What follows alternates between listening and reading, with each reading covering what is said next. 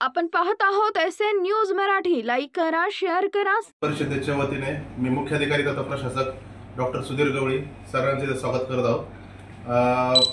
आपण पाहत आहे की सांगोला नगर परिषदेमध्ये मागील 3 वर्षापासून प्रशासकाचा कालावधी चालू आहे। डिसेंबर 2021 पासून जवळजवळ इथे प्रशासक कालावधी सुरू आहे आणि यामध्ये नागरिकांच्या आणि एकंदरीत सांगोलेकरांच्या खूप अपेक्षा असतात प्रशासनाच्या वतीने आणि लोकनियुक्त नगराध्यक्ष किंवा लोकनियुक्त जी बॉडी असते त्यामध्ये जसं कामाची पद्धत असते तर त्याच्यात कुठे पण लोकांना जे काही सुविधा मिळाली पाहिजे त्यामध्ये कुठेही खंड न पडता प्रशासकाच्या कालावधीमध्ये सुद्धा लोकांना उच्च दर्जाची आणि चांगली सुविधा मिळावी याकरिता प्रशासन नेहमी तत्पर असते। प्रशासकाच्या काळामध्ये देखील आता मला सुद्धा इथं जवळजवळ 2 वर्ष झालेले आहेत आणि या कालावधीमध्ये आपण पाहू शकता की पुष्कळशी कामं आपण विकास कामं हाती घेतली होती। त्यामध्ये प्रामुख्याने सांगायचं झालं तर आता भुयारी गटार योजना सांगोला नगर परिषदेच्या वतीने चालवण्यात येत आहे। मागील 8 महिन्यांमध्ये सर्वसाधारणपणे 50 किलोमीटरच्या आसपास जवळजवळ लाईन टाकून झालेले आहे आणि लवकरच आपल्याला भुयारी गटार योजनेच्या अनुषंगाने एक सिवेज ट्रीटमेंट प्लांट 8.5 MLDचा सिवेज ट्रीटमेंट प्लांट देखील आपण नियोजित आहे। तसेच सुद्धा बांधकाम आपण लवकरात लवकर सुरू करणार आहोत। सोबतच नगर परिषदेच्या प्रशासकीय इमारतीचा विषय जो खूप दिवसापासून चर्चेत होता तर त्याचा सुद्धा प्रश्न मार्गी लागलेला आहे। शासनाने जे काही निधी मंजूर केलेला आहे त्या अनुषंगाने आपल्याला लवकरच त्याची मंजुरी मिळून त्याची निविदा प्रक्रिया सुद्धा आपण पूर्ण करणार आहोत। जुनी इमारत देखील आपण त्यासाठीच पाडून त्याच ठिकाणी आपण नवीन प्रस्तावित इमारतचं निर्मिती करणार आहोत। याबरोबरच शासनाचे जे काही विकास कामांसोबतच नागरिकांना जे मूलभूत सुविधा आहेत त्या मिळाल्या पाहिजे त्यामध्ये प्रामुख्याने घरकुलाचा विषय नेहमी चर्चेत असतो। तर यामध्ये जसं अनुसूचित जाती घटकाला रमाई घरकुल योजना आणि अनुसूचित जमाती घटकाला जसा घरकुल योजना आहे ठक्कर बापा योजना तर तशाच पद्धतीचं इतर समाजांना सुद्धा घरकुलाची योजना मिळावी याकरिता प्रधानमंत्री आवास योजना शहरी स्तरावर राबवण्यात येत आहे आणि 2015 पासून सांगोला नगरपालिकेने सुद्धा एकूण 5 प्रकल्प त्यामध्ये सादर केली होती आणि या 5 DPR मध्ये जे काही घरकुलं मंजूर झालेली आहेत तर त्याचे सुद्धा कामं विकास पथावर आहेत। आपण पाहू शकता की सांगोला नगरपालिकेची हद्द खूप मोठी आहे आणि 64 किलोमीटरचा जो काही क्षेत्रफळ आहे त्यामध्ये प्रामुख्याने ग्रीन झोन येतो। तर जो हा काय ग्रीन झोन जेव्हा आपण म्हणतो तो ऍक्च्युली न विकास क्षेत्र किंवा शेतीसाठी राखीव असलेलं क्षेत्र असते।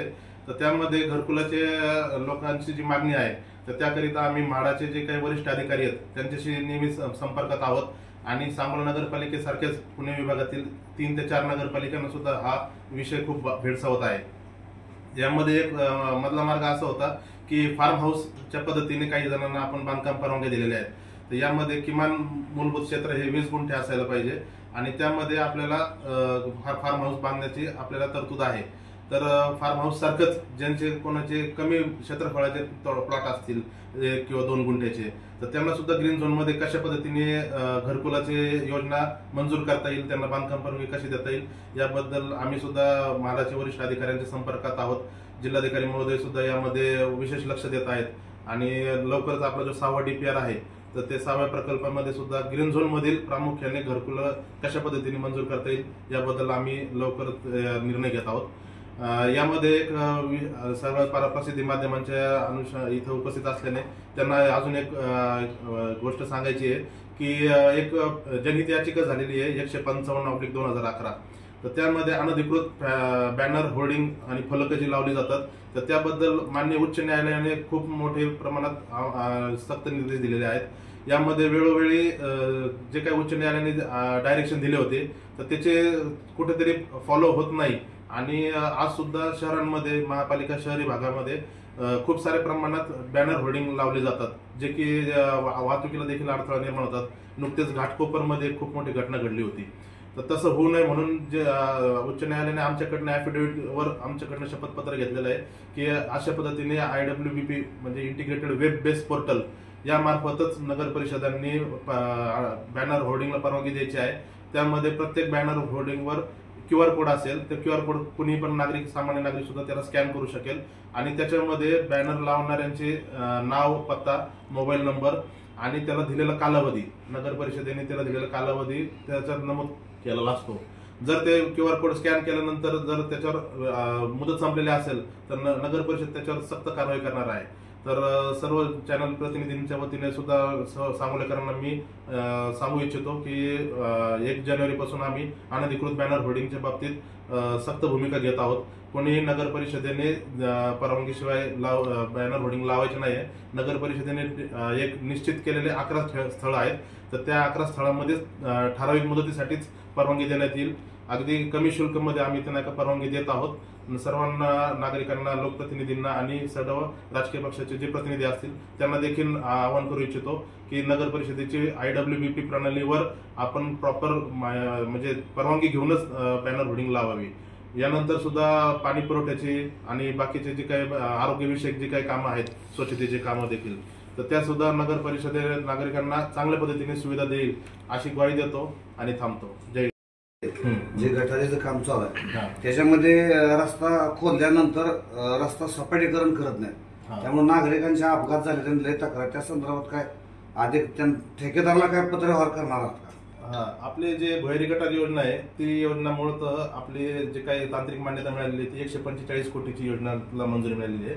त्यापैकी जवळजवळ 12 कोटी रुपये हे केवळ रोड रिस्टोरेशन या घटकासाठी मिळालेले आहेत. तर रोड रिस्टोरेशन ही संकल्पना अशी आहे की जसा रस्ता पूर्ववत होता, खडीकरणाचा रस्ता असेल त्याचं खडीकरण करणे, कॉन्क्रिटीकरणाचा रस्ता असेल त्याचं कॉन्क्रिटीकरण करणे आणि डांबरीकरणाचा रस्ता असेल त्याचं डांबरीकरण करणे, ह्या गोष्टी मूलभूतपणे अपेक्षित आहेत. परंतु ज्यावेळेस आपण काम करत असतो तर त्यावेळेस साधारणपणे एक पावसाळा गेल्यानंतर आपल्याला त्या रस्त्याची सेटलमेंट लक्षात येते. म्हणजे मुरुम आपण टाकल्यानंतर काही दिवसानंतर जर पाऊस पडला तर आपल्याला माहिती आहे की तिथं चारी पडते. तर आपली पद्धत अशी आहे काम करण्याची की एकदा पाईपलाईन टाकल्यानंतर आपण त्याच्यावर मुरुम टाकल्यानंतर त्याला प्रॉपर प्रेसिंग करून पाणी सोडून नंतर मग त्याला परत कॉम्पॅक्शन करून नंतर त्याचे वरची लेअर काम करत असतो. घाईघाईमध्ये जर आपण सगळं म्हणजे सब ग्रेड M20 M30 असे जर नाही त्याच्यावर लेअर टाकत गेलो तर कॉन्ट्रॅक्टर काम करून घेईल, परंतु पावसाळ्यानंतर परत तिथं मोठ्या प्रमाणात खड्डे निर्माण होतील.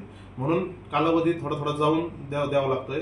तरी आम्हाला शहरातले जे काही उपनगरीय भाग आहेत तिथनं नाही का जे फोन येतात किंवा आमच्याकडे भुयारी गटारचे काम झालेले आहेत आणि रस्ता खराब असल्याने आम्हाला जाण्या येण्याला अडचण येत आहे, तर आम्ही तात्काळ त्याची दखल घेऊन लगेच संबंधित यंत्रणेला सूचना करतोय. एक आपले प्रोजेक्ट मॅनेजमेंट कन्सल्टंट पण आहेत, त्यांना देखील आमचा एक व्हॉट्सअपवर ग्रुप आहे, त्याच्यावर रोजचे रोज फोटो येतात की रोड रिस्टोरेशनचे कामं कुठं चालू आहेत आणि ते आपण म्हणजे क्वालिटीचे कामं होईल अशी मी आपल्याला ग्वाही देतो. कचरा व्यवस्थापनासाठी सांगोला शहराचं काय नियोजन आहे?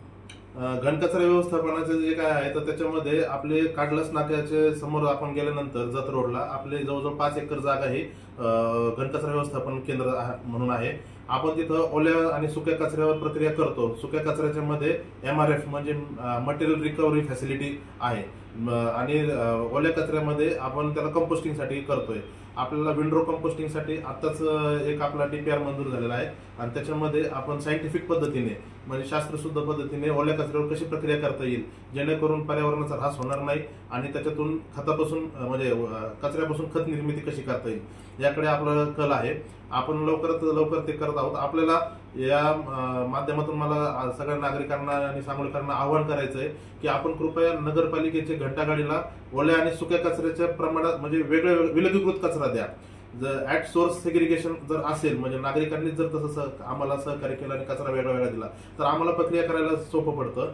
होतंय काय की लोक एकाच डस्टबिन मध्ये ओला आणि सुका एकत्रित कचरा देत आहेत, त्याच्यामुळं आमच्या सफाई कर्मचाऱ्यांचे देखील आरोग्य धोक्यात येत आहे आणि ओला आणि सुका कचऱ्याला नंतर वेगळं करणं आणि त्याच्यावर प्रक्रिया करणं हे थोडंसं जिक्रीचं होत आहे. तरी पण आम्ही आमच्या आरोग्य विभागाला त्रिमाही किंवा 6 महिने असे आरोग्य त्यांची तपासणी देखील करत आहोत. त्यांना तसं प्रशिक्षण पण देत आहोत की त्यांनी या कचऱ्याचं व्यवस्थित विलगीकरण करून त्याच्यावर प्रक्रिया करावी. ठीक आहे.